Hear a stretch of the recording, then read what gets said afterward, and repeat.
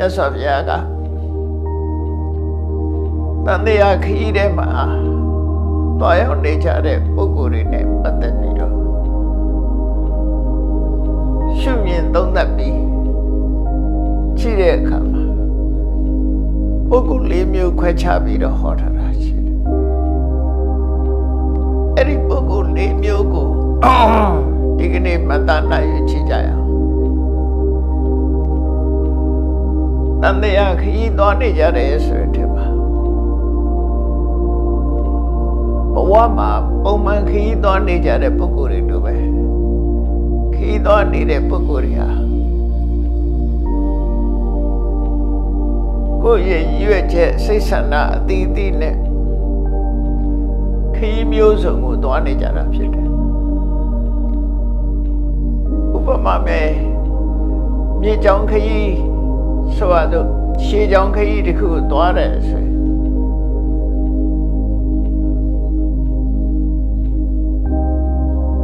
အောက်ဆုံးဆင်းပြီးတော့သွားတဲ့ပုဂ္ဂိုလ်တွေရှိတယ်လို့အထက်ဆန်းတက်ပြီးတော့သွားနေတဲ့ပုဂ္ဂိုလ်တွေလည်းရှိတယ်ရှေးဆုံးသွားကြတယ်ရေဆုံးကိုသွားတဲ့ပုဂ္ဂိုလ်တွေရှိတယ်လို့ရေဆန်းတက်ပြီးသွားနေတဲ့ပုဂ္ဂိုလ်တွေရှိတယ်ဟိုဘက်ဒီဘက်ဖြတ်ကူးတဲ့ပုဂ္ဂိုလ်တွေရှိတယ်ဖြတ်ကူးလို့ကမ်းပေါ်ရောက်သွားတဲ့ပုဂ္ဂိုလ်တွေလည်းရှိတယ်တမန်ခရီးသွားတစ်ခုကိုကြည့်လိုက်မယ်ဆိုရင်အဲ့ဒီမြင်ကွယ်ဟာရှိတယ်ပြကြောင်းခရီးသွားတယ်အဲ့ဘဝတန်တရားကြီးမှလည်းပဲခရီးသွားနေကြတဲ့ပုဂ္ဂိုလ်တွေဟာအမျိုးစုံတယ်လို့ပြောဘုန်းကြီးတို့တွေလည်းခရီးသွားနေကြတော့မယ်အဲ့တော့တို့ကိုယ့်ကိုစဉ်းစားကြည့်ဖို့လိုတယ်ငါတို့ကစုံစင်းနေတာလားသို့မဟုတ်ဆန်တက်နေတာလားသို့မဟုတ်ငါတို့ရှက်တိမှုရနေတဲ့ပုဂ္ဂိုလ်တွေလားသို့မဟုတ်ကိုယ်မောရောက်သွားတဲ့ပုဂ္ဂိုလ်တွေလားဆိုတော့ကိုယ့်ကိုစဉ်းစားအမြတ်စွာဘုရားရဲ့ဒေသနာတော်တွေကတော့ဘဝနဲ့ဆက်ဆက်ပြီးတော့လူတွေရဲ့ဘဝနဲ့အနိစ္စဆုံးဟောတာဖြစ်တယ်အနိစ္စဆုံးဖြစ်ပြီးတော့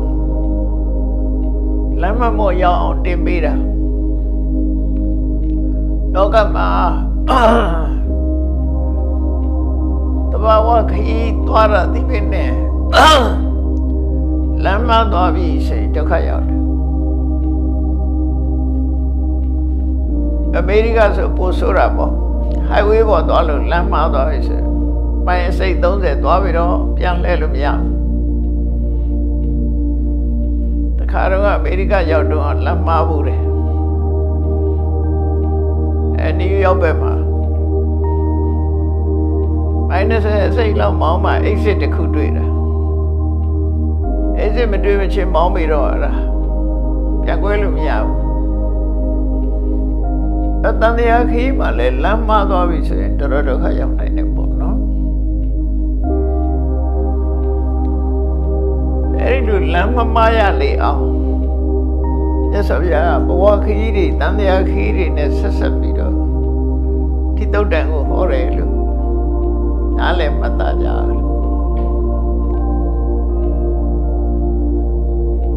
မြတ်စွာဘုရားတရားဟောတဲ့အခါမှာအကြောင်းလေးမျိုးရှိတယ်အခြေခံအကြောင်းလေးမျိုးရှိတယ်တခါတခါတရားနာသူတွေရဲ့စိတ်ဆန္ဒနဲ့ကိုင်းညီအောင်ဟောတယ်ကိုင်းညီတဲ့တရားကိုဟောတယ်သူတို့ဆန္ဒအရာဟောပေးတယ်သူတို့ဆန္ဒအရာဆိုတာသူတို့သိချင်တဲ့အချက်လက်နဲ့ပတ်သက်ပြီးဟောတယ်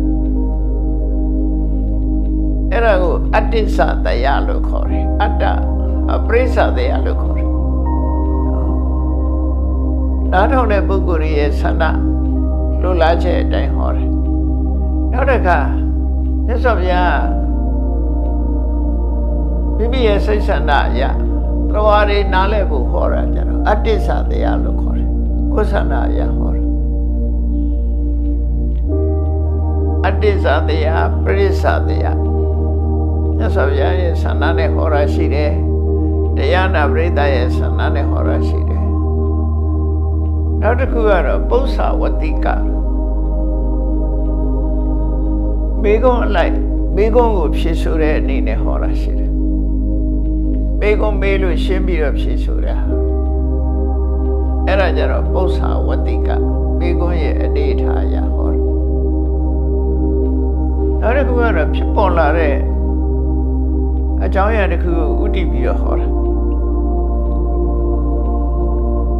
Kesa the coup, Chinny the coup, Chiponida, or jump you before.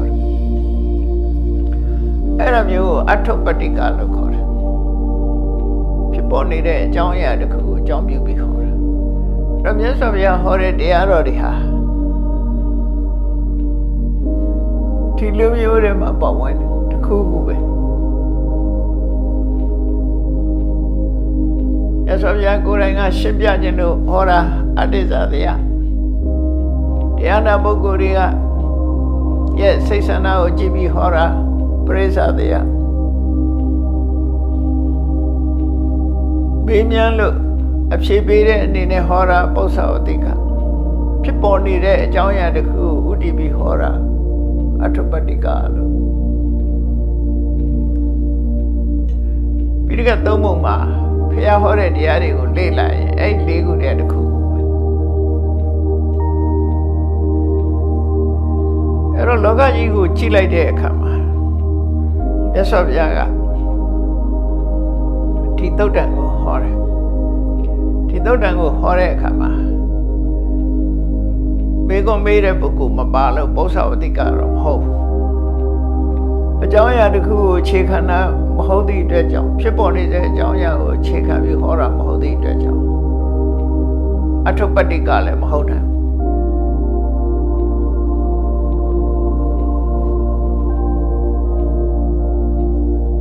Diana Rebuguri, Sanda Sura, the cook Chenai, now the Kuaro, the Sobia Kurega, Tandia Kido, Buguri, John Shimjaj in the horror.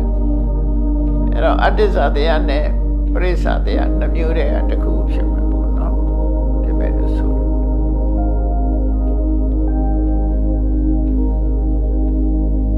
Tandia Kido needed Buguri, Owakima. You don't need it, you kid worry, and a tago chia the lube. And the Arema kid don't need a buguri, and a haleve. Boza Mew net doing the other. Very Boza Mew net doing the other. Yes, of ya, the Dodama. Leave you quite happy to horror. Leave you so that. The Chuniama, 3 မျိုးဟောတာရှိတယ် 4 မျိုးဟောတာရှိတယ် 5 မျိုးဟောတာရှိတယ်။မြတ်စွာဘုရားရဲ့ဆန္ဒအရဒီမှာ 4 မျိုးပဲဟောထားတယ်။အဲ့4 မျိုးကိုဟောတဲ့အခါမှာစုံနည်းရလို့ခေါ်တယ်။စကားပြေနဲ့ဟောတာပါတယ်လို့ပဲ Sakabi ne hore Katha ne hore Prose ne hore ne Vas ne hore Nakupo no Sakabi ne hore Kabya ne hore Napo Namyo Kwachabi ro hore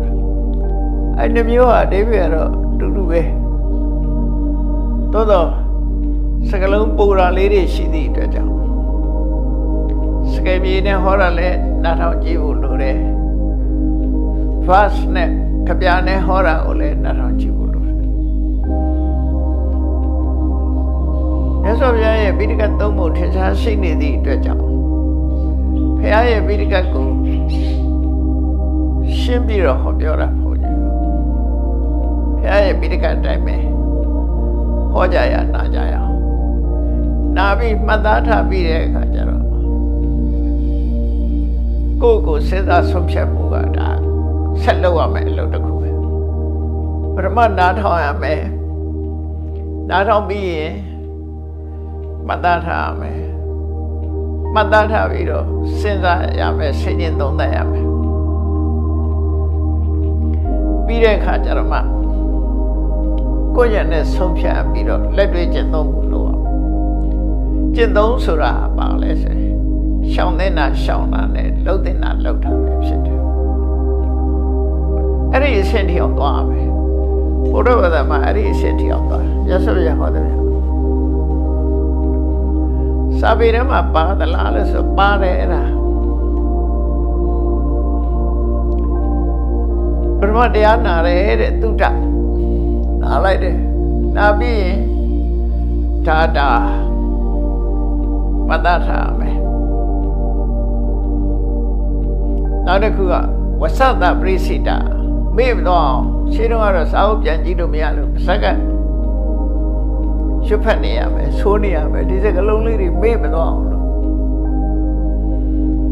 ဒါတော့ဘယ်ပညာသင်လူတွေကချက်ပါရတယ်ဆိုတာရှိတာပါပဲမရှိဘူးလို့မရှိဘူးเนาะခုခေတ်ကတော့မကြက်နဲ့ဒါပြောတယ်ချက်တဲ့နာတော့ကြက်ရမှာပဲနှုတ်ထဲရနေမှာအသုံးဝင်တာ哦ချက်ပြေးဆောင်ထဲသွားရှာနေလို့ရတာမှမဟုတ်တာเนาะအဲ့တော့ဒါနှုတ်တဲ့ဆောင်ထားမယ်ဝဆသပရိစိတနှုတ်ထဲမှာတက်နေအောင်လုပ်တာ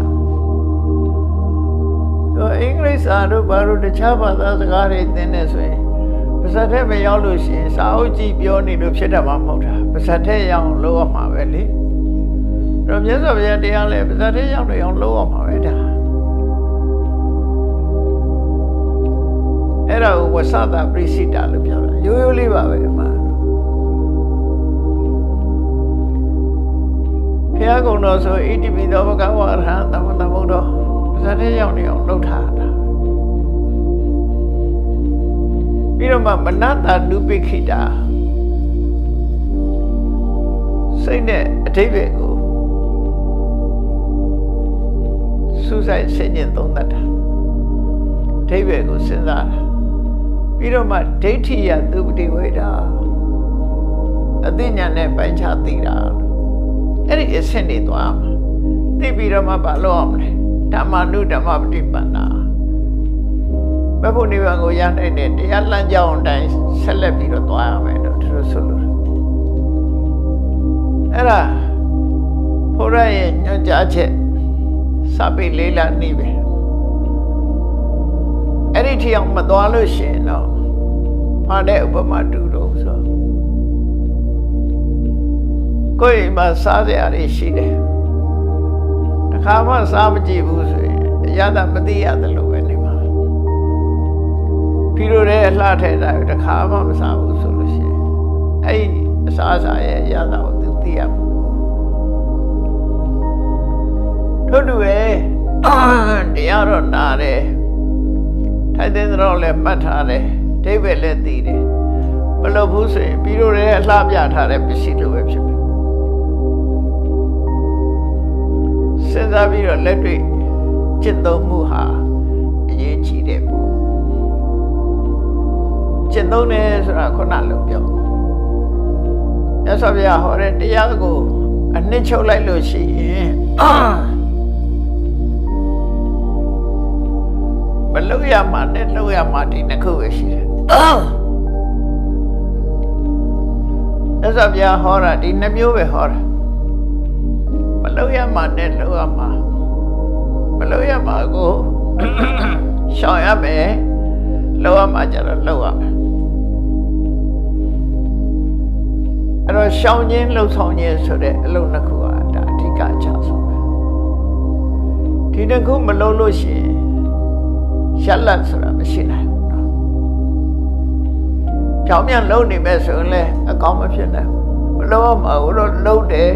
လုပ်ရမှာမလုပ်ဘူးဆိုလို့ရှိရင်ရလက်ကောင်းမထွက်တော့မလုပ်ရမှာကိုရှောင်ပြီးတော့လုပ်ရမှာကိုလုပ်ရမယ်မလုပ်ရမှာလုပ်နေတယ်လုပ်ရမှာကြတော့မလုပ်ဘူးဆိုရင်အကျိုး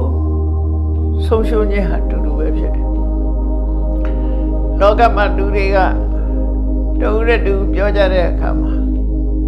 လူတယောက်ဒုက္ခရောက်ပြီဆိုဘယ်လိုပြောတော့ဒီလူကမလုံးတင်တာတွေလှုပ်တာကိုဒါကြောင့်မို့အပြစ်ရောက်တယ်လို့ပြောတယ်ဒါပေမဲ့ လောကလူတွေပြောလို့မရှိတဲ့စကားတစ်ခုရှိတယ်ဘာလို့လဲလှုပ်တဲ့နာမလှုပ်လို့ဆိုတာမျိုးချက်သိပ်ပဲပြောမလှုပ်တဲ့နာလှုပ်လို့ပဲပြောရများတယ်နော်အဲ့ဒီနှစ်ခုဟာအကျိုးတူတူပဲမလှုပ်တဲ့နာလှုပ်ရင်လည်းအပြစ်ရောက်တယ်လှုပ်တဲ့နာကိုမလှုပ်ဖဲနေလို့ရှိရင်လည်းအပြစ်ဖြစ်တယ်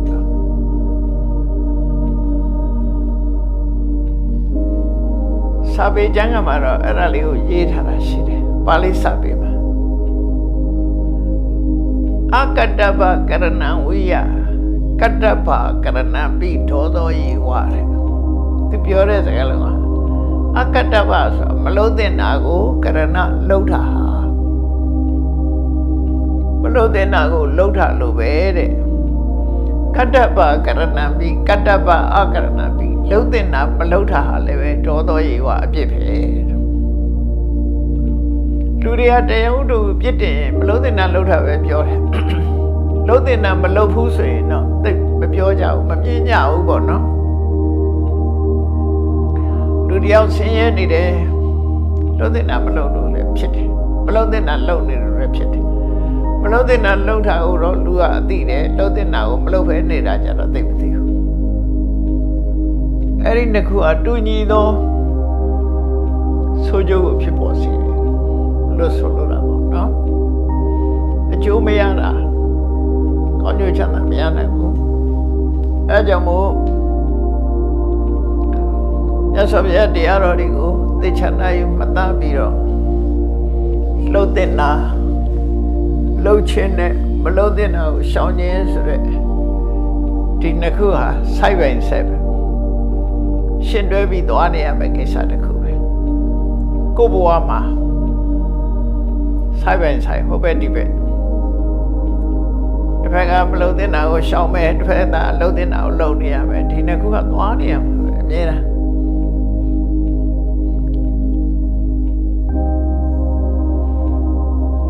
အဲ့တော့ဒီသုတ်တံမှာ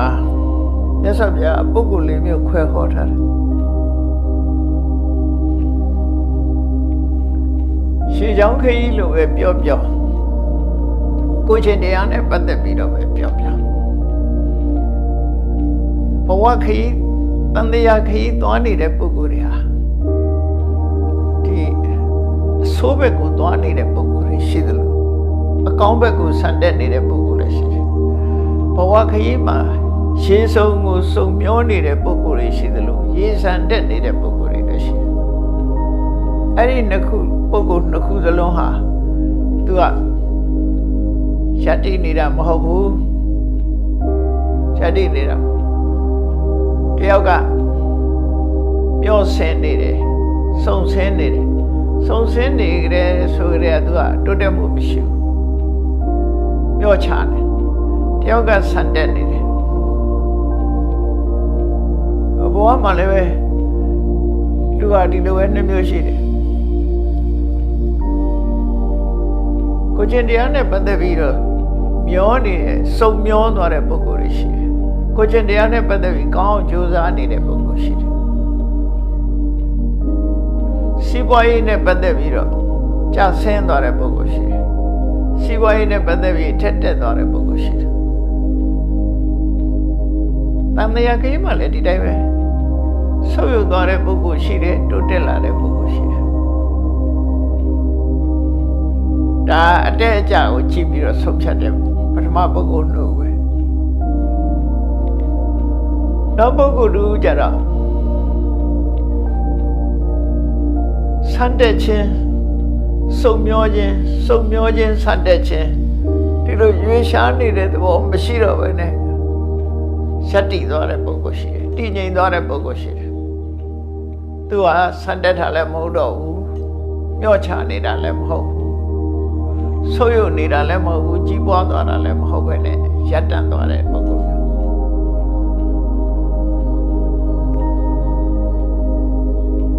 အဲ့ဒါလို့ဘဝခရီးထဲမှာပုဂ္ဂိုလ်တွေမျိုးစဉ်းစားလို့ရတယ်ပေါ့နော်ဒီနေ့မှာတော့မြတ်စွာဘုရားရဲ့ရှိရွက်ချက်ကရှင်းပါတယ်ဘုန်းကြီးတို့တွေကိုယ့်အကိုစဉ်းစားကြည့်နိုင်အောင်လို့ မြတ်စွာဘုရားကအနုသောတာဂါမိဆိုတဲ့ပထမပုဂ္ဂိုလ်ကိုရှင်းပြတယ်အနုသောတာဆိုတာသောတာဆိုတာရေစီးကိုပြောတယ်အောက်ကိုစုံဆင်းနေတဲ့ရေစီးကိုအနုသောတာလို့ခေါ်တယ်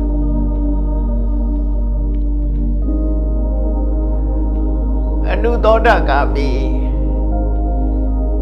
ခါမိဆိုတာလိုက်သွားတဲ့ပုဂ္ဂိုလ်အနုသောတာဆိုတာရှေးဆုံးနောက်လိုက်သွားတဲ့ပုဂ္ဂိုလ်အစုံနောက်လိုက်သွားတယ်ဆိုတာတဖြည်းဖြည်းနှိမ့်ကျသွားတယ်လို့ဆိုလို့ရှေးဆုံးဆိုတာတဖြည်းဖြည်းနှိမ့်ကျသွားတာဘာလို့ဆိုတော့ရေဆိုတာပြင်းရနေနှိမ့်ရကိုစီတာကိုအဲကြောင့်မို့တဖြည်းဖြည်းနှိမ့်ကျသွားတဲ့ပုဂ္ဂိုလ်တန်တရားထဲမှာတဖြည်းဖြည်းနှိမ့်ကျသွားတဲ့ပုဂ္ဂိုလ်ဘယ်လိုပုဂ္ဂိုလ်လဲအဲ့ဒါကိုအမှန်လို့ပြောတဲ့အခါကျတော့ရှေးဆုံးပြောတဲ့ပုဂ္ဂိုလ်ဒီနေကြသွားတယ်အဲ့ဒီပုဂ္ဂိုလ်မျိုးကဘယ်လိုပုဂ္ဂိုလ်မျိုးတုံးဆိုမြတ်စွာဘုရားနှစ်ချက်ပြောထားတယ်ကာမိစပဋိသေဝတိပါပိစကမ္မံကရောတိ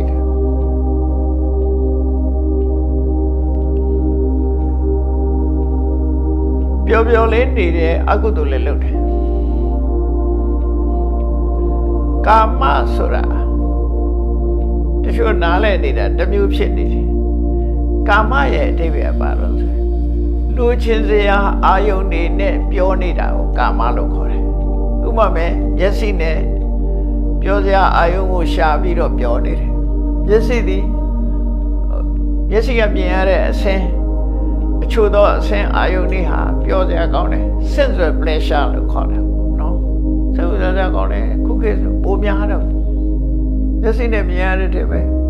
ဒီတွေ့တာစရာမမောစရာလိုချင်စရာတွေအများကြီးရှိတယ်မျက်စိတွေမှာနှစ်သက်စရာလိုချင်စရာလူတိုင်းကသဘောကျတဲ့အရာတွေ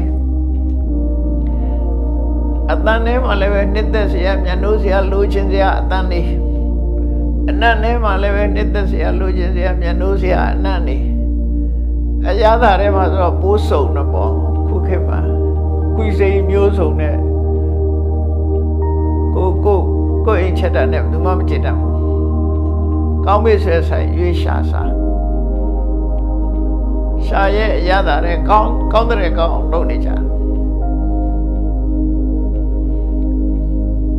ရသတနာရှာပေါ်မှာရသခံလို့ကောင်းတဲ့အရာတွေနဲ့ပျော်မွေ့နေတာတော့ဖုဒ္ဓဘာယုံအထီးတွေ့တွေနဲ့ပတ်သက်ပြီးတော့အမျိုးစုံခံစားတယ်အဲ့ဒါကိုကာမလို့ခေါ်တာနော် sensory pleasure အစင်အတန်အနံ့အရသာအထီးတွေ့ဒါပဲလေပစ္စည်းတွေနာမည်တက်လို့ကတော့မကောင်းဘူးလေပစ္စည်းနဲ့နာမည်မတက်တော့ဘူးတဘာဝနဲ့ပဲနာမည်တက်လိုက်တယ်အဲ့လိုဆိုရင်မဆုံးနိုင်တော့ဘူးပြောရင်ပစ္စည်းနဲ့ပြောမယ်ဆိုရင်မဆုံးနိုင်အဲ့တော့လူတွေရဲ့အာယုံခံစားတာဟာအစင်းတန်အနံ့ရတာနော်အစင်းအတန်အနံ့အရသာထိတွေ့ဒီငါပြုတ်ပဲရှိတယ်အလောဒီထဲမှာဝင်သွားတယ်အဲ့ဒါတွေနဲ့ကျင့်납ပြီးအဲ့ဒါတွေကိုရှာပြီးအဲ့ဒါတွေကိုခံစားနေတယ်အဲ့ဒါကိုကာမေစပဋိသေဝတိလို့ပြောတာနော်ကာမေစပဋိသေဝတိကိုဒါရှင်းလေးပဲ sensory pleasure လို့ခေါ်တယ်နှစ်သက်ကျင့်납ဖွယ်အာယုန်တွေပေါ်မှာတွေ့တာနေတယ်မမောနေတယ်စိတ်ဝင်စားနေတယ်အဲ့ဒါကာမိစပဋိသေဝတိပဲအဲ့ဒီခံစားမှုအတွက်လူတွေဟာအလိုကြခံစားရနေမှာကပပိစကရောတိကမ္မပပိစကမ္မကရောတိအောက်တန်းကြတဲ့အလုပ်တွေလည်းလုပ်တယ်အောက်တန်းကြတယ်ဆိုတာမမြင့်မြတ်တဲ့သူတော်စင်တွေမလုပ်တဲ့အလုပ်မျိုးတွေအောက်တန်းကြတဲ့အလုပ်လို့ခေါ်တယ် ကောင်းမှုအကုသိုလ်တွေလည်းလုပ်တယ်အဲ့ဒီပုဂ္ဂိုလ်မျိုးတွေကိုအနုသောတကမိရှေးဆုံးပဲလိုက်နေတဲ့ပုဂ္ဂိုလ်တွေဆုံဆင်းနေတဲ့ပုဂ္ဂိုလ်တွေလို့ပြောတယ်အဲ့ဒါကိုကြည့်ရမှာငါဆုံဆင်းနေတာလားငါမျောလိုက်နေတာလားဆိုတော့ဒီနှစ်ချက်နဲ့ပဲတိုင်းတာပြောစရာအာယုန်နေနဲ့ပြောနေသလားမဟုတ်တာတွေလုံနေသလားအကုသိုလ်လုပ်တွေကိုလုပ်နေသလားဒီနှစ်ခုဆိုလို့ရှိရင်တော့ကိုယ်ကဆုံဆင်းနေတဲ့ပုဂ္ဂိုလ်ပဲတနေ့ပြီးတနေ့အောက်ရောက်သွားတာပဲသူကဒီလမ်းကြောင်းလိုက်ရင်တနေ့ပြီးတနေ့အောက်ပဲရောက်တော့မှာပေါ်ပြတ်တက်မှာမဟုတ်ရှေးဆုံးမျောနေတယ်လို့သူတို့ဆိုလို့ဒါက majority သာမန်ပုထုဇဉ်ပုဂ္ဂိုလ်တွေအများစုဒီတိုင်းပဲများတယ်ဒီတိုင်းပဲများလောကကြီးမှာလိုက်ကြည့်ဒီတိုင်းပဲများဘိုးကြီးတို့ဂျာမနီ2006ခုနှစ်ကလာဂျာမနီရောက်တော့အဲ့ဒီမှာဘာနဲ့တော့ဆုံလို့ဆိုလက်ပါရိဆွဲပွဲကြီးနဲ့သွားဆုံတာချစ်တဲ့ပွဲကြီးတစ်ခုပေါ့နော်ချစ်သူတို့ရဲ့ချစ်တဲ့ပွဲလားမသိပါဘူးလက်ပါရိလို့ခေါ်တယ်သူတို့ဥရောပလူတွေတော်များများအဲ့ဒီကိုလာကြတယ်ပါဠိမျိုးမှာဆုံကြတာနဲတာမဟုတ်ဘူးတော့ဘုန်းကြီးကတော့ဘယ်လိုသိလဲလို့ဆိုတော့အဲ့ချိန်မှာပြီးတော့သင်္นานပို့ချတာပါဠိမျိုးမှာအဲ့ဂျာမန်ဘုန်းကြီးတွေကသူစိတ်ဒုက္ခစိတ်ဓာတ်ဘုန်းကြီးကနေပြီးတော့ဆရာတော်ကိုပြမယ်တဲ့လာပါအောင်နဲ့ဆိုပြီးတော့ဗီဒီယိုဖွင့်ပြတာတက်ဘရိတ်ပါလူတွေလာကြဖို့ကားခုန်နေကြဖို့အဲ့ဒါပြောပြလို့အဲ့ပါဠိမျိုးကြီးမှာအကြီးကျယ်လုပ်တယ်ပွဲပဲ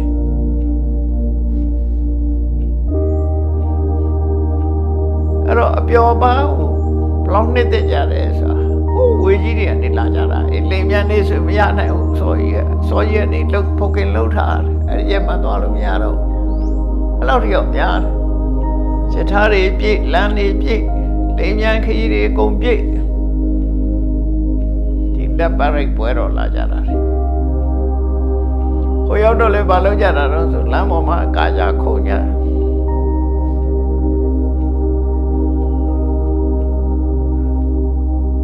အဲ့တော့အခုမြတ်စွာဘုရားဟောတာအဲ့ဒါခြုံပြောလိုက်တာပဲကာမေသပရိသေဝတိပြောစရာတွေနဲ့လည်းပြောတယ်ပါပိစကရောတိမကောင်းတာတွေလည်းလုပ်တယ်အဲ့ဒီပုဂ္ဂိုလ်အစုံပြောနေတဲ့ပုဂ္ဂိုလ်တဲ့ဒါပြင်အဲ့ဒီပုဂ္ဂိုလ်နဲ့မတူတဲ့ပုဂ္ဂိုလ်ဆန်တဲ့ပုဂ္ဂိုလ်ပတိသောတာခာမိလို့ခေါ်တယ်ပတိသောတာဆိုတာရေစံသောတာကရေစီးကြောင်းပတိဆိုတာဆန့်ကျင်မဲ့အပြန်ဆန်တဲ့ဟာ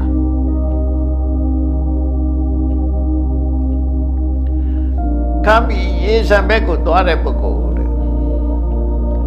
တာမန်လူတွေလုံနေတဲ့အများစုလုံနေတဲ့အလုပ်တွေကိုသူကတော့မလုပ်ဘူးကာမေသနပတိသေဝတိအဲ့ဒီပျော်ပါးတွေနဲ့မလိုက်စားဘူးသူပျော်ပါးတွေရှောင်းတယ်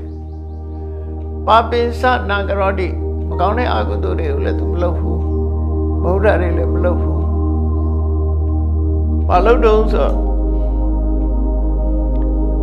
သဟာပိဒုက္ခေနသဟာပိဒေါမနတေန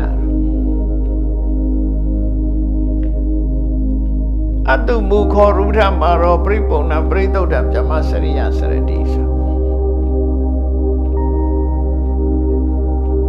မြတ်စွာဘုရားချမှတ်ပေးထားတဲ့မဂ္ဂင်၈ပါးအကျင့်တရားကို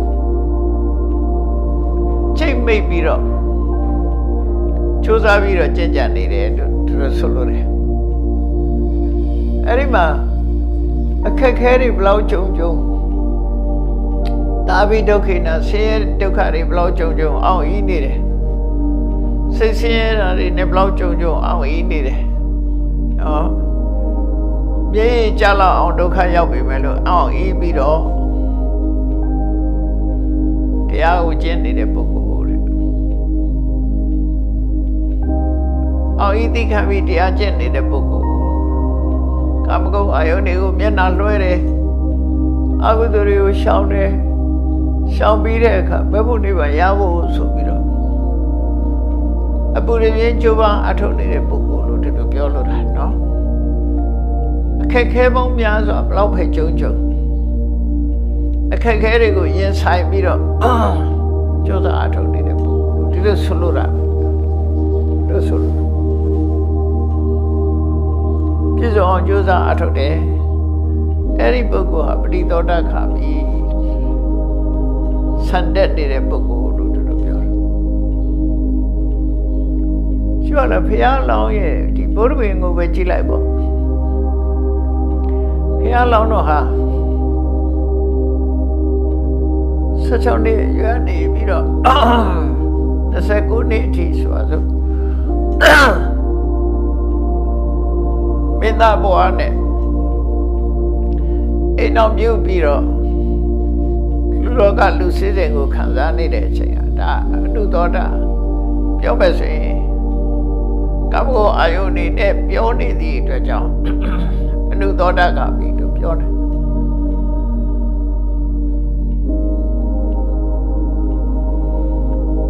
ဒါက29နှစ်မှာတောထွက်ပြီးတော့တောထဲမှာငါပြက်ပန်းခံပြီး6နှစ်ဒီပါဒုက္ခရစရိယကျင့်တယ်အဲ့ဒါကြတော့ပဋိသောတကပြီရှေးချန်တက်အတော်နဲ့လမ်းကြောင်းမတွေ့သည့်အတွက်ကြောင့်အန်ကျိတ်ပြီးတော့လောက်ရတဲ့အကောင်လုံးဒါတွေဟာပင်ပန်းခဲရင်စွာအသိဉာဏ်တစ်ခုရဖို့အတွက်ကြိုးစားအထောက်တယ်အဲ့ချိန်ကဒါပဋိသောတကပြီဒါဖះလောင်းဘဝနဲ့ဆက်ဆက်ကြည့်မယ်ဆိုရင်အဲ့လိုတွေ့ရမိသားစုဘဝမှာနေတော့ငါအနုသောတကမိတောထွက်ပြီးတော့တရားကျင့်တဲ့အခါမှာဒါပဋိသောတကမိဖြစ်သွားတယ်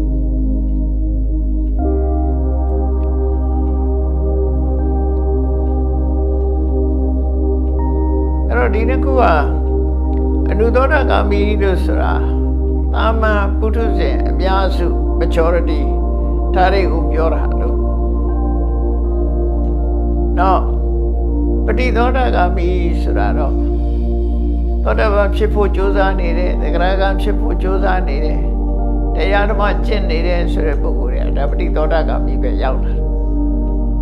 ရှင်းစံဘက်တက်လာနော်ရှင်းစံဘက်တက်ပြီးတော့ပြောစရာအာယုန်နေနဲ့မနေဘူးမကောင်းမှုအကုသိုလ်တွေမလုပ်ဘူးတရားကျင့်တယ်အဲ့ဒီပုဂ္ဂိုလ်ရဲ့ရေးစပဲရောက်လာတယ်လို့ဆိုလို့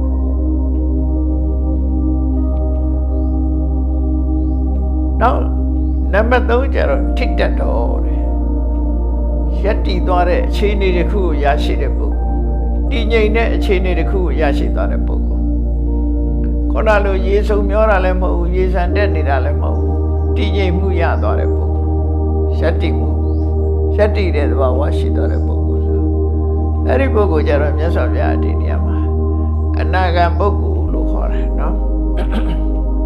အနာဂံဖြစ်သွားရင်စုံမျောခြင်းဆန်တက်ခြင်းမရှိတော့ဘူးရက်တည်သွားတယ်ဆိုအဲ့ဒါကိုတော့ဘယ်လိုပြရအောင်ဆိုပိသနာဩရပကိယနာတန်ယောစနနာပရိခယသူမှာအောက်တန်ယောစဉ်5မျိုးကိုဖယ်လိုက်တယ်တန်ယောစဉ်က10ခုရှိတယ်10မျိုးရှိတယ်အဲ့10မျိုးဟာဥပမာနဲ့ပြောမှဆိုရင်တရားဝါရီမှာအောက်ပိုင်းခြေထောက်မှာခြိထားတဲ့ကြိုးက5ချောင်းခေါင်းပိုင်းမှာခြိထားတဲ့ကြိုးက5ချောင်းခေါင်းပေါ်ခြိထားတဲ့ခေါင်းပိုင်းမှာအထက်ပိုင်းမှာခြိထားတဲ့ကြိုးတွေကအထက်ဆွဲတင်တယ်အောက်ပိုင်းမှာခြိထားတဲ့ကြိုးတွေကအောက်ကိုဆွဲချတယ် တော့သို့တော့အောက်ကိုဆွဲချတာတွေကပိုအားကောင်းပုံရနော်ပိုအားကောင်းတယ်အောက်ကျိုးမရှိမှသာအထက်ဆွဲတင်တာဖြစ်ပါတစ်ခုလုံးဆွဲရင်တော့ပြတ်ပါသွားလိမ့်မယ်အပေါ်ကလည်းဆွဲအောက်ကလည်းဆွဲဆိုတာတော့မဟုတ်ဘူးဒါဥပမာတစ်ခုအနေနဲ့သူပြောတာပေါ့အဲ့တော့ဩရံပါကိယဥဒ္ဓံပါကိယလို့နှစ်မျိုးခွဲတယ်သားစုဩရံပါကိယဆိုတာဒီကာမဘုံအောက်ပိုင်းတွေကိုရည်ညွှန်းတယ်ဥဒ္ဓံပါကိယဆိုတာဗြဟ္မပြည်ကိုရည်ညွှန်းတယ်ကာမဘုံနဲ့ရူပအရူပဗြဟ္မဘုံတွေကိုနှစ်ပိုင်းခွဲထားတဲ့သဘောအနေထားချင်းလည်းဒါကွာတယ်လေကာမဘုံဆိုတာလူဘုံပဲဖြစ်ဖြစ်နတ်ဘုံပဲဖြစ်ဖြစ်ပြောစရာရှာနေတဲ့ဘုံတွေပဲဒီဘုံတွေကမျက်စိနဲ့ကြည့်နားနဲ့နားထောင်ပြောစရာတွေပဲရှာနေတဲ့ဘုံတွေဟိုဗြဟ္မဘုံကြတော့အဲ့ဒါတွေမပါတော့မျက်စိနဲ့နားနဲ့ဒါတွေသုံးချပြီးပြောစရာမလုပ်တော့ဘူးသူတို့ကြတော့တကယ်ယောဂီပုဂ္ဂိုလ်တွေလိုပဲတန်တန်ပြတ်ပြတ်မေတ္တာကရုဏာမုရိဒာဥပေက္ခဆိုတဲ့ပြည့်စုံတရားတွေနဲ့နေကြတဲ့ပုဂ္ဂိုလ်တွေဖြစ်သွားပြီအဲ့ဒါဗြဟ္မဘုံအဲ့တော့ရှင်းရှင်းလေးရတော့တရားကိုနှစ်ပိုင်းခွဲလိုက်တဲ့အခါမှာလူနဲ့နတ်ကအောက်ပိုင်းတစ်ပိုင်းဒါကိုကာမဘုံလို့ခေါ်တယ်ကာမဆိုတာခုနဆင့်ဆွဲ pleasure နဲ့ပြောနေကြတဲ့ဘုံဟိုတဲ့ကျတော့ဗြဟ္မဘုံဆိုတာမြင့်မြတ်တဲ့စိတ်တွေစိတ်ထားတွေနဲ့ပြောနေကြတဲ့ပုဂ္ဂိုလ်တွေသူတို့ရဲ့ပြောမှုကပီတိပဲပီတိဘက်ခါတယ်သူတို့မှာရှာရဲ့အရသာခန္ဓာလည်းမရှိဘူးနှာခေါင်းရဲ့အရသာလည်းနှာခေါင်းနဲ့အနံ့ရှူတာလည်းမရှိဘူးလျှာနဲ့အရသာခန္ဓာခန္ဓာကိုယ်နဲ့ထိတွေ့ပြီးတော့အရသာခန္ဓာလည်းမရှိတော့မျက်စိနဲ့နားပဲပါတော့တယ်ကျန်တဲ့ဟာတွေကနှာခေါင်းနဲ့အနံ့မရဘူးဆိုခုခေတ်မှာတော့နှာခေါင်းနဲ့အနံ့မရရင်ကိုရိုနာဗိုင်းရပ်စ်ကြောင့်ဆိုပြီးတော့ကြောက်နေကြတယ်ပြမားတွေအနံ့မရဘူးပဲ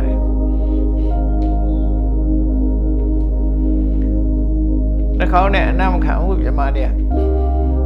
လျှာနဲ့ရတာမခံဘူးကိုယ်ကာယနဲ့ရတာမခံဘူးအဲသူတို့မာရိပတာရတွေမပါဘူးအဲ့ဒါတွေကတက်တက်ဆင့်ဆွဲ pleasure နဲ့ပတ်သက်တာတွေအဲသူတို့မှာမျက်စိဖျားဖူးဖို့နာတရားနာဖို့ဒီဟာနှစ်ခုတော့ရှိ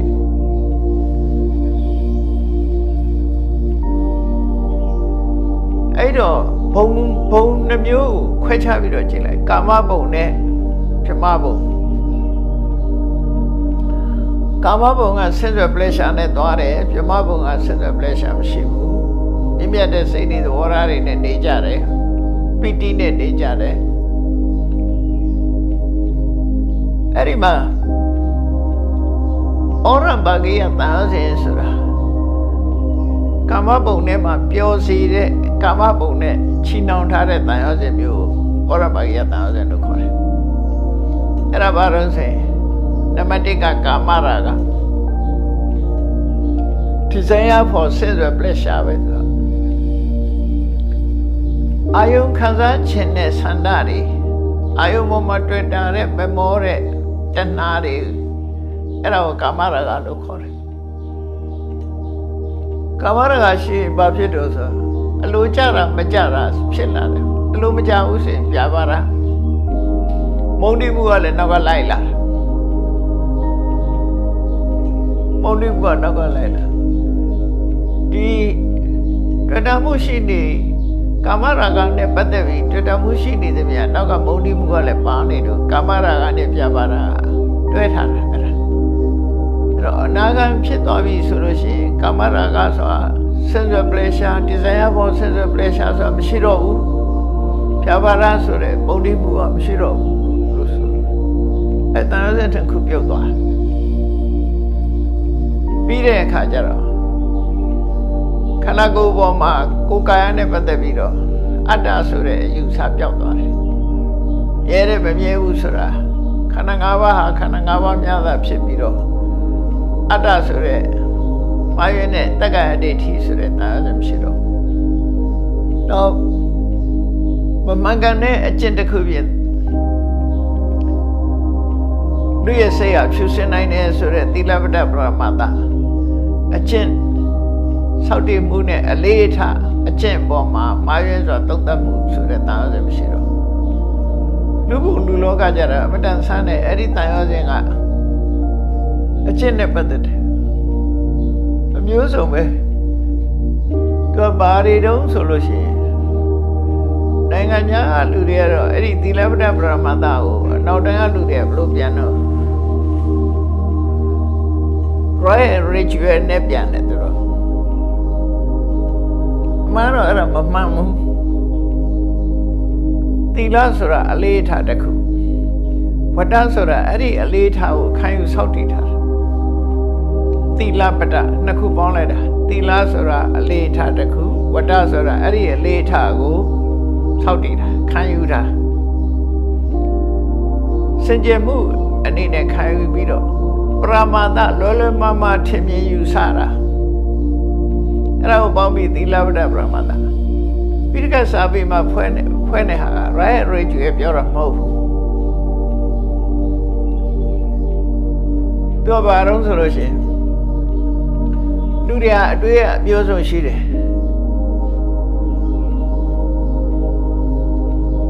ခွေးလူနေခွေးလူချင်းခွေးလူကြံလို့ရှိရင်နောက်မှခွေးဖြစ်မဲ့အာဟုသူတွေမရှိတော့ဘူးအာဟုသူတွေကုန်နိုင်တယ်နွားလို့နေမဲ့နွားလို့ကျင့်ပြီးတော့နွားလို့နေလို့ရှိရင်အာဟုသူတွေကုန်သွားနိုင်တယ်လို့အဲ့လိုမှားရွေးစွာဒီအလေးထားတစ်ခုပေါ်မှာမှားရွေးစွာသုံးသပ်ပြီးယုံကြည်ပြီးစောင့်တည်ပြီးအဲ့တိုင်းလှုပ်တာကိုသီလပတ္တပရမတ္တလို့ခေါ်တယ်ဆိုအိန္ဒိယမှာတော်တော်ထူးထူးဆန်းဆန်းနေတာတွေရှိတယ်ခဏလေးရှိနေတာပဲလေတော့ဒီနေရာမှာဒီသီလပရမတ္တမှာဆိုတာကနိုင် practice ခွေးလို့ကျင့်တာပိုးပိုင်း practice နွားလို့ကျင့်တာအဖျားလက်ထက်ကလေးကအဲ့ခွေးလို့ကျင့်တဲ့ပုဂ္ဂိုလ်ရှိတယ်နွားလို့ကျင့်တဲ့ပုဂ္ဂိုလ်ရှိတယ်သူတို့ကခွေးလို့ကျင့်နွားလို့ကျင့်မှအကုသိုလ်တွေကုန်တယ်လို့ယူဆပြီးတော့လုပ်တယ်ဒါသူတို့ခံယူချက်ခဏခေတ်မှလည်းပဲအိန္ဒိယမှာအေးဘေးဆိုရရာသီမှာရေချိုးလို့ရှိရင်တနေ့တာလှုပ်ထားတဲ့အကုသိုလ်တွေအကုန်လုံးကုန်တယ်ဆိုရင်အခုရေချိုးကြပြီဟိုမှာသိချီပြီးတော့လူတွေရေချိုးနေကြပြီချမ်းပါတယ်ဆိုမှအဲ့ဒါလည်းငါချိုးတာမဟုတ်ဘူးအပျော်လာချိုးတာမဟုတ်ဘူးရှင်နေကအကုသိုလ်တွေကိုဆေးကြတာအကုသိုလ်တွေကြောက်လို့ဆေးကြောကြတာကြောက်တာတော့ကောင်းပါလားဒါပေမဲ့ဒီလိုဆေးလို့ကပြောင်းမှာမဟုတ်ဘူးအဲ့လိုမှားရင်းတဲ့အကျင့်မျိုးတွေကိုရည်ညွှန်းတာသီလပတ္တပရမတ္တဆိုတဲ့အဓိပ္ပာယ်နော်ဘုရားလက်ထက်ကကိုလည်းအဲ့လိုကျင့်တဲ့ပုဂ္ဂိုလ်တွေရှိတယ်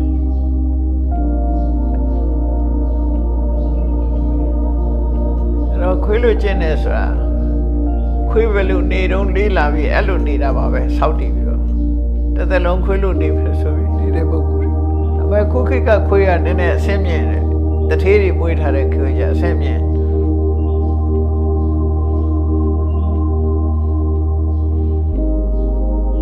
ဝါတမန်ခွေးလို့ဖြစ်မှရ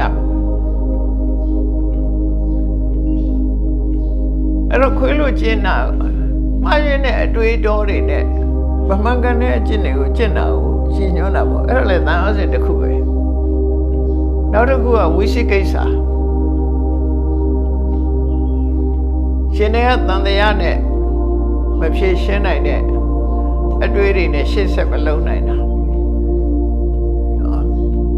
ရပ်တန့်သွားတာလုပ်ငန်းစဉ်တစ်ခုရပ်တန့်သွားအဲ့ဒီမှာလည်းပဲတောက်ဆိုပြီးတော့ပြန်လေးရှိတယ်ဝိသိကိစ္စဒါလည်းမှန်ကန်မှုမရှိဘူးတောက်ဆိုတာတချို့နေရာကောင်းတယ်လေတောက်ဆိုတာတန်တရားဖြစ်တယ်ဆိုတာမသင်္ကာရကိုပြောတာ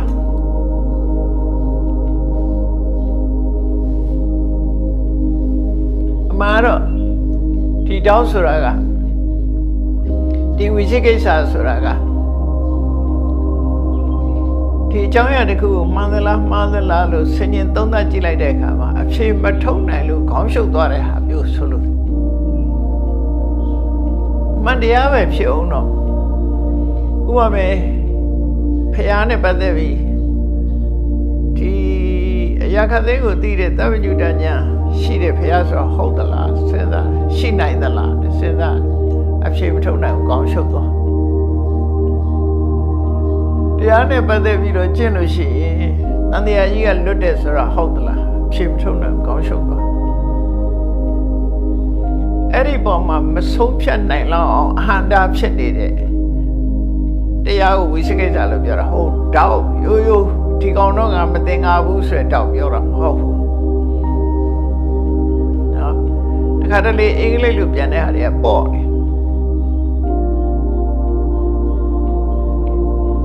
တခြားလေးနဲ့ကြည့်ပါဠိစကားရဲ့အဓိပ္ပာယ်ကဝိသိကိစ္စဆိုတာဝိသိနန္တတကိစ္စစဉ်းစားလိုက်ရင်ခေါင်းရှုပ်သွားပြီးတော့အဖြေမထုတ်နိုင်ပဲအလုံးမဖြစ်တဲ့ဟာမျိုးဆိုလို့တယ်နော်ဖြေမထုတ်နိုင်လို့ခေါင်းရှုပ်ပြီးတော့ကိုလိုရမယ့်အလုပ်ပေါ်မှာရက်ဆိုင်သွားတယ်အဲ့ဒါဆိုးရုပ်သွားတယ်လေအဲ့ကြိုင်ဘာပဲတရားကျင့်ရမှမကျင့်တော့ဘူးရှေ့ဆက်လိုရမယ့်အလုပ်တွေအကုန်ရက်ကုန်တယ်အဲ့ဒါမျိုးဝိသိကိစ္စလို့ခေါ်တယ်နော်လမ်းစုံရောက်သွားတဲ့အခါဟိုလမ်းသွားရမလားဒီလမ်းသွားရမလားမကွဲသွဲပြတဲ့အခါလမ်းဝထိုင်းနေရောဟိုလည်းမရောက်ဒီလည်းမရောက်သွားအဲ့လိုရက်ဆိုင်သွားစေလို့သူကအပြစ်ရှိတယ်လို့ပြောတာအမှန်တော့ဝိသိကိစ္စဖြစ်လာလို့ရှိရင်ဘာနဲ့လို့ဉာဏ်နဲ့လို့အသိဉာဏ်နဲ့တစ်ခုကိုဆုံးဖြတ်ရမယ်ဆုံးဖြတ်ပြီးလုပ်ရမယ်ရှေ့ဆက်သွားကိုမဆုံးဖြတ်နိုင်လို့ရှိရင်ဆရာသမားနဲ့သွားသူတို့ဆိုလို့လည်းသူကအဲ့နာရီရက်သွားလို့ရှိရင်တော့သူကကောင်းကျိုးချမ်းသာရမှာမဟုတ်ဘူးအဲ့ဒါကိုလေတန်ရောစဉ်လို့ခေါ်တယ်ဝိသိကိစ္စတန်ရောစဉ်အဲ့တော့ဩရပကိယတန်ရောစဉ်၅ပါးဆိုတာဘာပြောတာလို့ဆိုကာမရာဂရဲ့ဖြာပါရရဲ့ပဋိကတန်ရောစဉ်လို့လည်းခေါ်တယ်တူတယ်ဩရပကိယတန်ရောစဉ်ဖြာပါကာမရာဂတန်ရောစဉ်ပဋိကတန်ရောစဉ်နောက်ပြီးတော့တက္ကာယဒိဋ္ဌိသီလပတ္တပရမာသဝိသိကိစ္စအဲ့ဒီ၅မျိုးကဒီကာမဘုံကိုပြန်ရောက်စေတာဒီ၅မျိုးကြောင့်လူတွေဟာကာမဘုံမှာပဲတဝဲလဲလဲဖြစ်တမထကျင့်လို့အောင်သွားလို့ပြမပြေအောင်သွားလဲဒီတန်ရစင်မပါရှိသေးပြန်ဆင်းလာတယ်အဲကြောင့်ပြောတာမို့ပြမပြေမှာတဝင်းဝင်းဝက်စခြင်းမှာတရှုပ်ရှုပ်ဆိုပြမဘုံရောက်တဲ့အချိန်မှာကိုရောင်ကိုကတဝင်းဝင်းနဲ့ဝက်စခြင်းရောက်တဲ့အခါကျတရှုပ်ရှုပ်စားနေပြန်တယ်ဆိုတာတန်တရားရဲ့သဘောကိုပြောတာပါပြမသေးပြီးဝက်ဖြစ်တာပြောတာမဟုတ်ဘူးတရားကျင့်လို့ပြမဖြစ်သွားပြီမယ်လို့ဒီကျိုး၅ကျိုးမပြတ်သေးလို့ရှိရင်ပြန်ဆင်းလာအောင်မယ်လို့ပြောတာနော်ဒီကျိုး၅ကြောင်းမပြတ်သေးပြမပြည့်ရောက်တဲ့ပုဂ္ဂိုလ်တိုင်းဟာဒီကျိုး၅မျိုးပြတ်သွားတာမဟုတ်ဘူးအနာဂတ်ဖြစ်မှဒီကျိုး၅ကြောင်းအပြတ်တာအဲ့တော့ထိတ္တတဆိုတဲ့ပုဂ္ဂိုလ်ကပြမဖြစ်ရုံဖြစ်တဲ့ပုဂ္ဂိုလ်ထိတ္တတခေါ်ရမဟုတ်ဘူးအခုပြောတဲ့ဩရံပကိယတန်ရောစဉ်၅မျိုးကုံသွားပြီးတော့ပြမပြေမှာဖြစ်တယ်ပြမပြေမှာပဲပြိဋိဘံဆံသွားပြီးကိရိတာတွေငြိမ့်သွားပြီးအဲပြမပြေကဘယ်တော့မှပြန်မဆင်းတော့မဲ့ပုဂ္ဂိုလ်အဲ့ဒီပုဂ္ဂိုလ်ကိုထိတတ်တာရှက်တန့်သွားတဲ့သဘောရှိတဲ့ပုဂ္ဂိုလ်နံပါတ်3ပုဂ္ဂိုလ်အဲ့ဒီပုဂ္ဂိုလ်ရေဆုံးမျောတာလည်းမဟုတ်ရေစံတက်တာလည်းမဟုတ်ဘူးတော့ရတန့်သွားပြီငြိမ်သွားပြီလို့ဆိုလို့တယ်အနာဂတ်ပုဂ္ဂိုလ်ရည်ညွှန်းတယ်နော်ထိတတ်တာမြတ်စွာဘုရားလက်ထက်ကအနာဂတ်ဥပဒကဥပဒိကမတွေအများကြီးပဲရှိတယ်အနာဂတ်ဖြစ်ပြီးတော့ဘုန်းကြီးမို့ဘူးသီလရှင်မို့ဘူးသူတို့ပဲဖရာသားကြောင့်တဲ့တရားနာပြီးနေကြတဲ့ပုဂ္ဂိုလ်တွေအများကြီးရှိတယ်အဲ့လိုနေကြတယ်အဲ့ဒီပုဂ္ဂိုလ်တွေကထိတတ်တာယတ္တိတဲ့သဘောရှိတဲ့ပုဂ္ဂိုလ်တွေလို့ပြောတာ အဲ့တော့နောက်ဆုံးပုဂ္ဂိုလ်ကြတော့ဒီပုဂ္ဂိုလ်တွေကအလုံးတန်တရားထဲမှာရှိနေသည့်အတွက်ကြောင့်ဥပမာပဲရှေးရေထဲမှာရှိနေတော့မယ်လို့ဒီလိုပြောရမယ်ဒီပုဂ္ဂိုလ်တွေကရေစုံဆင်းတဲ့ပုဂ္ဂိုလ်ရေစံတက်တဲ့ပုဂ္ဂိုလ်ထောက်တရားယတ္တမှုသဘောရသွားတဲ့ပုဂ္ဂိုလ်ဒါတွေကတန်တရားထဲမှာရှိနေတော့နောက်ဆုံး၄နံပါတ်ပုဂ္ဂိုလ်ကြတော့မြတ်စွာဘုရားဘာတော့တိန်နောကူလိုက်ပြီးဟိုဘက်ကိုရောက်သွားပြီပါရင်ကတော်တိန်နောပါရင်ကတော်ဖြတ်ကူလိုက်လို့ကမ်းပေါ်ရောက်သွားပြီထလေတိဋ္ဌတိဖြစ်မနောဖြတ်ကူလိုက်လို့ကမ်းရောက်သွားပြီကုန်းပေါ်ရောက်သွားတယ်သူတော်စင်လို့ပြောတယ်အဲပုဂ္ဂိုလ်တို့ရှည်တဲက3ဦးကုန်းပေါ်ရောက်သွားတာ2ဦးတန်တရားခီးသွားနေတဲ့ထဲမှာရေထဲမှာရှိနေတာ3ဦးတူကတော့မျောနေတယ်တူကဆန်တက်နေတယ်တူကတော့ထောက်တရားရပြီးတည်ငြိမ်သွားတယ်နောက်တူကတော့ကမ်းပေါ်ရောက်သွားပြီကုန်းပေါ်မှာရောက်နေပြီအဲ့ဒီပုဂ္ဂိုလ်ကဘယ်သူကိုပြောတာတုံးဆိုကိလေသာအာသဝတွေကုန်ပြီးတော့ယန္နာဖြစ်သွားတဲ့ပုဂ္ဂိုလ်တဲ့မြတ်စွာဘုရားကအဲ့လိုပုဂ္ဂိုလ်အသီးသီးကိုဒီသုတ္တမှာဒီလိုဟောတာဖြစ်တယ်ဒါကpros လို့ခေါ်တဲ့စကားပြေနဲ့ဟောတဲ့တရားပေါ့နော်စကားပြေနဲ့ဟောတဲ့အခါမှာအဲ့လိုဟောတယ်ဟောပြီးတော့ကာရဗဏ္ဏနဲ့ဟောတာလေးကိုနည်းနည်းနားထောင်ကြည့်အောင်ကာရဗဏ္ဏနဲ့ကြပြနဲ့ဟောတာကြတော့ရှေကေစီကာမေတုအတ္တညတ္တသနာဘယ်သူပဲဖြစ်ဖြစ်ပြောစရာအာယုန်ဒီပေါ်မှာကိုယ့်ကိုထိမ့်သိမ့်မှုမရှိတဲ့ပုဂ္ဂိုလ်တွေတဲ့ပြောစရာရှိပြောမယ်ဆိုတဲ့ပုဂ္ဂိုလ်တွေပေါ့နော်ဘာမှအထိန်အကွက်မရှိပြောတဲ့ပုဂ္ဂိုလ်တွေအဝိဒရာဂဣဒကာမဘောဂိနောတဏှာရာဂမကင်းလို့ကာမဂုဏ်ချမ်းသာခံစားနေတဲ့ပုဂ္ဂိုလ်တွေဟာတဲ့ခုနရည်စုံသွားနေတဲ့ပုဂ္ဂိုလ်တွေဟာပုဏ္ဏပုဏ္ဏဇာတိစရူပကာမိတေသူတို့ဟာဘဝခရီးမှာအဖန်တလဲလဲဝေးဖွားပြီးအဖန်တလဲလဲအိုခြင်းဆိုတဲ့တန်တရားအတိုင်းပဲဖြစ်လိုက်အိုးလိုက်နဲ့သိလိုက်နဲ့ဒီလိုသွားနေကြမယ်တဲ့တဏှာဓိပန္နာအနုသောတကာမိနောတဏှာရဲ့ဒီလွှမ်းမိုးချုပ်ကိုင်မှုအောက်မှာသူတို့ကမျောပြီးရင်မျောနေတဲ့ပုဂ္ဂိုလ်တွေပဲတဏှာဓိပန္နာအနုသောတကာမိနောတဏှာရဲ့ချုပ်ကိုင်မှုအောက်မှာတွန်းလှန်ခြင်းမရှိတော့ရှေ့ဆုံးမျောပြီးရင်မျောနေတဲ့ပုဂ္ဂိုလ်တွေဖြစ်မယ်ဒါကြောင့်မို့နောက်တခါထားကြတော့တတ္တမဟိတိတော့ဣတုပဋ္ဌိတတတိတဲ့မြတ်စွာဘုရားရဲ့သာသနာတော်မှာစဉ်းစားဉာဏ်ရှိတဲ့ပုဂ္ဂိုလ်တွေကြတော့တဲ့တတိတရားရရှိလာကြတယ်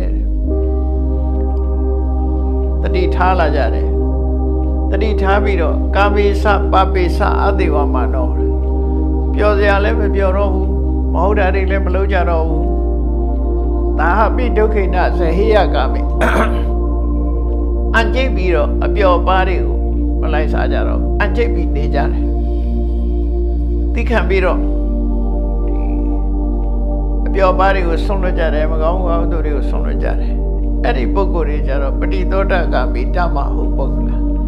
ရှေ့စံတက်လာတဲ့ရေစံတက်နေတဲ့ပုဂ္ဂိုလ်တွေလို့သူတို့ဆိုရမယ်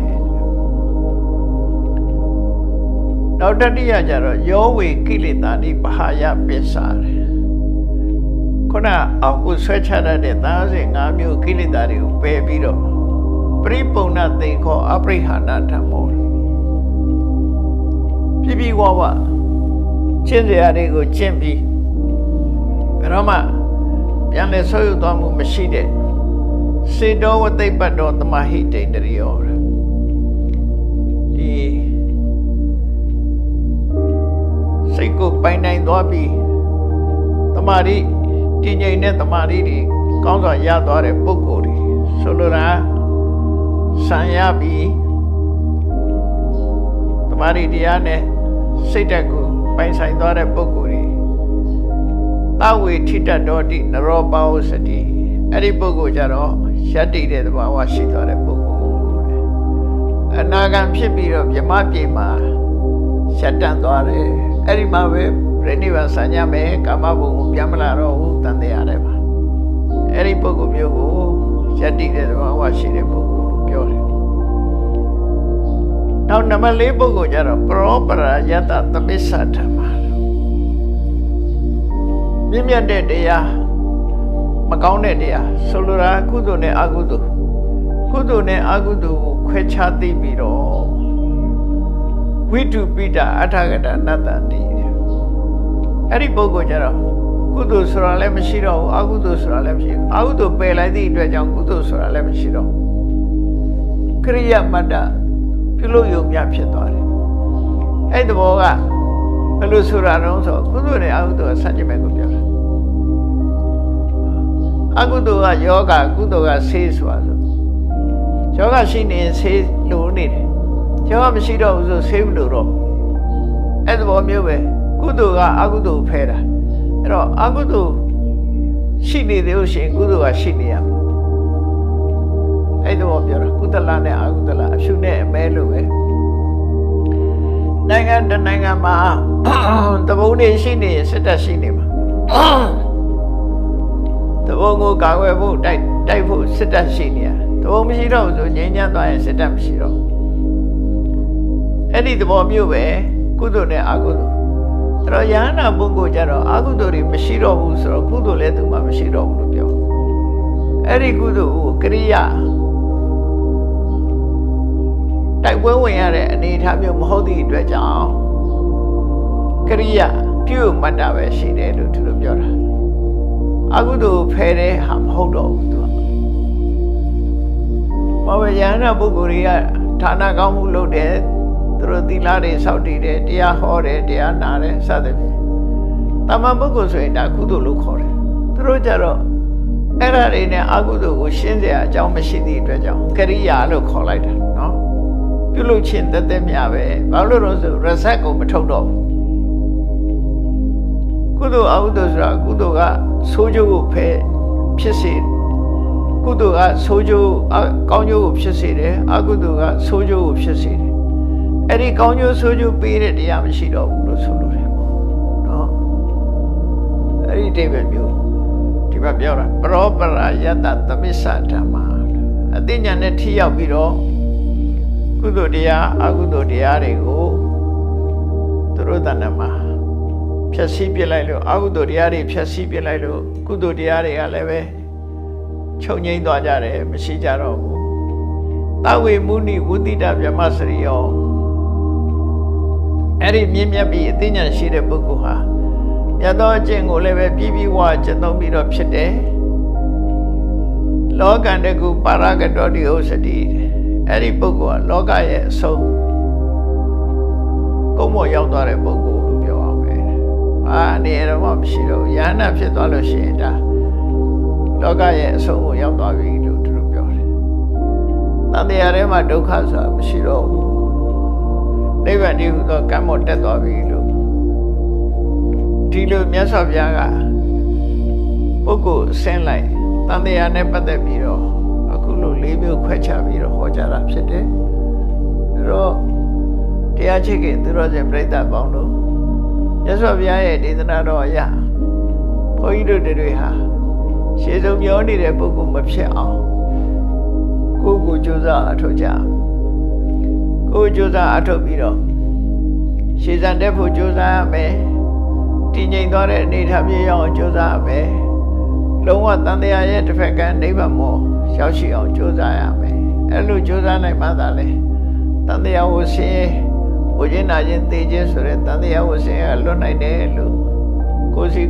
မှတ်သားပြီးကြိုးစားအထောက်နိုင်ကြပါစေကုန်သတည်း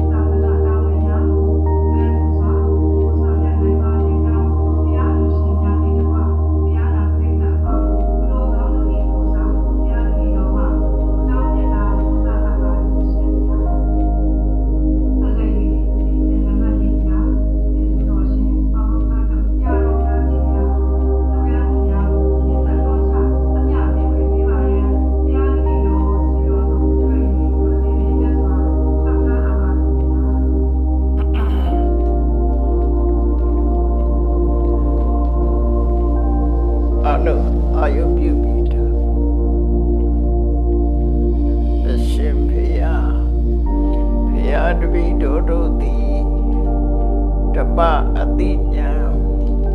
ရရှိမှသာလျှင်နိဗ္ဗာန်ချမ်းသာကိုမျက်မှောက်ပြုနိုင်ပါသောကြောင့်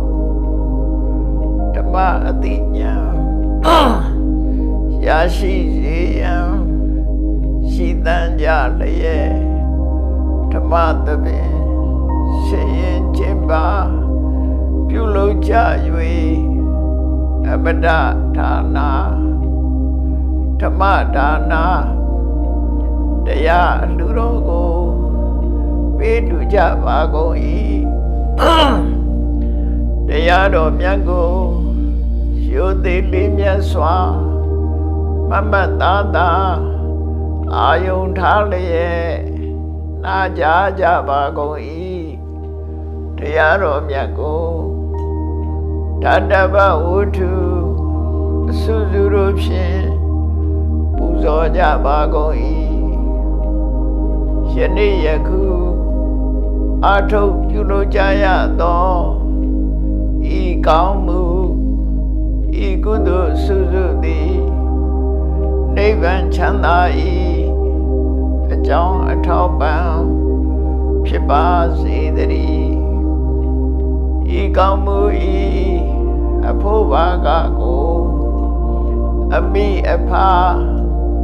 အဖို့အဖွာဆရာသမားမစ၍ကဘာသူကဘာသာလူနတ်ပြမတတဝါများတို့အားအမြ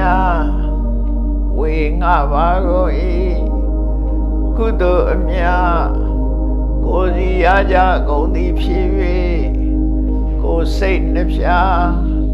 ချမ်းသာကြသည်ဖြစ်ကြပါစေကုန်သတည်း